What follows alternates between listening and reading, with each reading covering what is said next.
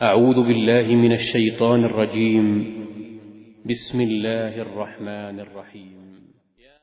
بسم اللہ الرحمن الرحیم۔ السلام علیکم ورحمۃ اللہ وبرکاتہ۔ بات کریں گے خواب کے اندر قبرستان دیکھنے کے حوالے سے کہ اگر کسی نے خواب کے اندر قبرستان دیکھا ہے تو اس کے لیے اس کا دیکھنا کیسا ہے، اچھا ہے یا برا ہے، اور اس کی کیا تعبیر ہے، اس حوالے سے مکمل طور پر وضاحت کریں گے۔ اس سے پہلے آپ سے یہ گزارش ہے کہ اگر آپ نے ہمارے چینل کو سبسکرائب نہیں کیا تو ضرور سبسکرائب کریں، کیونکہ روزانہ اسلام فقہی مسائل اور خوابوں کی تعبیرات کے حوالے سے ویڈیوز جو ہیں اپلوڈ کی جاتی ہیں۔ حضرت امام ابن سیرین فرماتے ہیں کہ خواب میں قبرستان کا دیکھنا یہ جاہلوں کی صحبت ہے اور ان کا دین اور دنیا خراب ہونے کی دلیل ہے اور غم اور پریشانی کی دلیل ہے۔ اور حضرت ابراہیم کرمانی فرماتے ہیں کہ اگر دیکھے کہ اس نے اہل قبور کی زیارت کی ہے تو دلیل ہے کہ قیدیوں سے ملے گا، اور اگر دیکھے کہ قبرستان پر بارش جو ہے وہ برس رہی ہے تو دلیل ہے کہ اہل قبور پر اللہ رب العالمین کی رحمت خاص ہے۔ حضرت جابر مغربی فرماتے ہیں کہ اگر مالدار دیکھے کہ قبروں میں گیا ہے اور ان کو سلام کیا ہے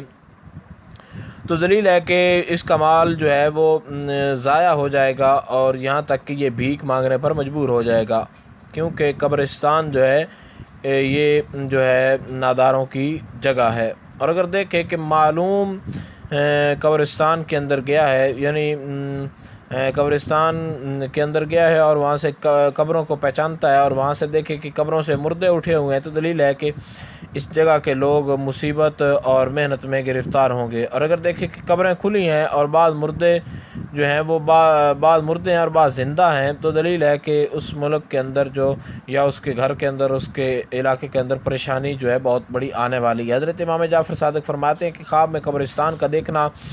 قید خانہ ثابت ہو سکتا ہے، غم ثابت ہو سکتا ہے، محنت اور بلا ہے، اور اس کو تنبیہ کی جا رہی ہے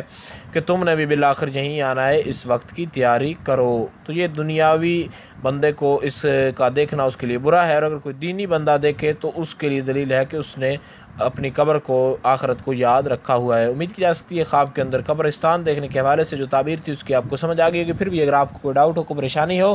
کوئی بھی مسئلہ ہو تو آپ نیچے کمنٹ میں پوچھیں، انشاءاللہ کوشش کی جائے گی کہ آپ کو آگاہ کر دیا جائے۔ السلام علیکم ورحمۃ اللہ وبرکاتہ۔